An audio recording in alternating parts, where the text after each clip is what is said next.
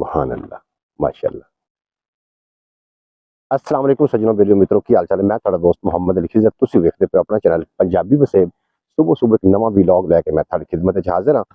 ते अज जनाब तुहाडे नाल मैं एक बड़ी कीमती ते बड़ी अच्छी गल शेयर करनी। अगर तुसीं चाहते हो कि तुसीं मजबूत ज़हनी तौर पर असाबी तौर पर मजबूत हो जाओ, तो फिर आ तीन गल्लां अपना लेना जनाब, तुसीं ज़हनी तौर पर असाबी तौर पर यकीनन मजबूत हो जासो। सब तो पहले जनाब, जो भी सोचना है मुस्बित सोचना है, मनफी नहीं सोचना, क्योंकि थोड़े दिमाग की एक ऐसी केमिस्ट्री है, जो तुसीं उन्हें कोई सोच दे देंदे हो ना, वो उस ते काम करना शुरू कर देंदी। इस वास्ते तुसीं मुस्बित सोचना है, तो तुसीं वेख लेना कि कितनियां तब्दीलियां आउंदियां ने। मुस्बित सोच इंसान नूं बना के रख देंदी। जिहड़ा तुहाडा दिमाग है वो एक सिपाही की तरह काम करता है। जिहड़ी तुसीं उन्हें कमांड दे दोगे, जिहड़ा तुसीं उन्हें टास्क दे दोगे, वो उन्हें पूरा करेगा। ये जनाब पहली आदत, इस आदत में तुसीं अपना लेना है और सुबह सुबह इनू तुसीं ना सुबह सुबह इनू ट्राई भी करना है। इनू कमान ऐसी देनी है अपने दिमाग नू फर्स्ट टाइम, क्योंकि फर्स्ट टाइम दिमाग असाब रिलैक्स होंदे ने पट्ठे, ते वो जनाब थानू मजबूत बनाइंदे ने। की करना है, जो भी सोचना है मुस्बित सोचना है, मनफी नहीं सोचना। और सुबह की सैर नू तुसीं मामूल बना लेना है। और सैर के दौरान अपनी जिहड़ियां सांसां ने, लोगों कोल टाइम कोई नहीं भाई, वो सांस इत्थों उत्ते उत्ते लैंदे ने, सांस पेट चो नहीं लेंदे। हालांकि सांस नू वो पेट च लवणगे ते फिर जनाब मुस्बित सोच सकते हैं, क्योंकि सांस के अंदर भी एक एनर्जी होंदी। ते दूसरी सोच, ज्यादा नहीं सोचना, गहरा सोचना है। जिहड़े बंदे गहरा सोचते हैं वो जनाब ज्यादा सोचने वाले नालों ज्यादा मजबूत होंदे ने असाबी तौर पर। मतलब अगर कोई थोड़े सामने चैलेंज आ गया है, कोई परेशानी आ गई है, तो उन्हें ज्यादा नहीं सोचना, गहरा होकर सोचना है।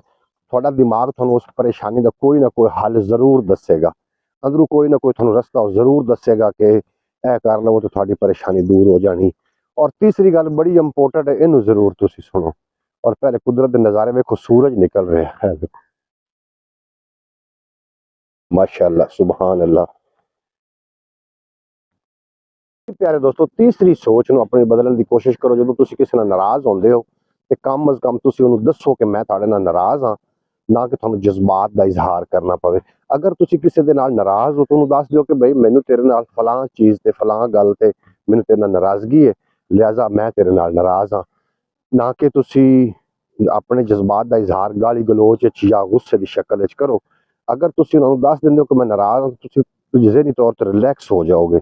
जो तुसीं ज़हनी तौर पर रिलैक्स हो जाओगे तो जनाब, क्योंकि थोड़ा वो जी भड़ास है जी वो निकल जाएगी। तुसीं दस बैठे होगे कि मैं नाराज हाँ, इतना दस देना काफ़ी है, ना कि तुसीं उन्हें गाली गलोच या अपने जज्बात अपनी गुस्से का इजहार करो। गुस्सा एक अग है, जिस तरीके घर में गुस्सा एक टूल है, नट बोल्ट खोलने वास्ते जिस तरीके नहीं होंदी है टूल, इस तरीके गुस्सा इंसान को टूल है, अल्लाह की तरफ खास तोहफा है।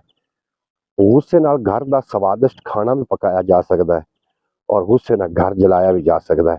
इस वास्ते ना सोचना तो कंट्रोल करो, फिर तुसीं वेखना तुसीं असाबी तौर पर दिमागी तौर पर कितने मजबूत होंदे हो। इंशाअल्लाह तआला इस तरीके के व्लॉग मेरे आउंदे ने। इस तो इलावा एक अपना चैनल है ख्याल टीवी के नाम तो, उन्हें जरूर विजिट करना। उस पर इन्फॉर्मेटिव वीडियो आउंदियां ने। और ज़्यादातर लोग जिहड़े परेशान ने, किस गल दी पर परेशान ने, खौफ की पर परेशान ने। और ज्यादा परेशानी जी दी जाती, ज्यादा खौफ फैलाया जाता गैर मरी ताकतों का, जादू टोने का, इस तरीके का साडे पिंडां थावां ते ज्यादा खौफ फैलाया जाता है, जिहड़ा तुहानू असाबी तौर पर कमजोर करता है। ख्याल टीवी में जाके विजिट कर लेना। और अगर ये व्लॉग चंगा लगा हो तो इनू जनाब सबसक्राइब करके बेल नोटिफिकेशन आल ते प्रेस करना, ताकि मुस्तकबिल जितने व्लॉग अपलोड होने सारे तो पहले तुहाडे तक पहुंच जाए। इजाजत दो, मिलते हैं कल के व्लॉग। थोड़े मेरा रब रखा, पाकिस्तान जिंदाबाद, मेरे दोस्त हमेशा वास्ते पाइंदाबाद।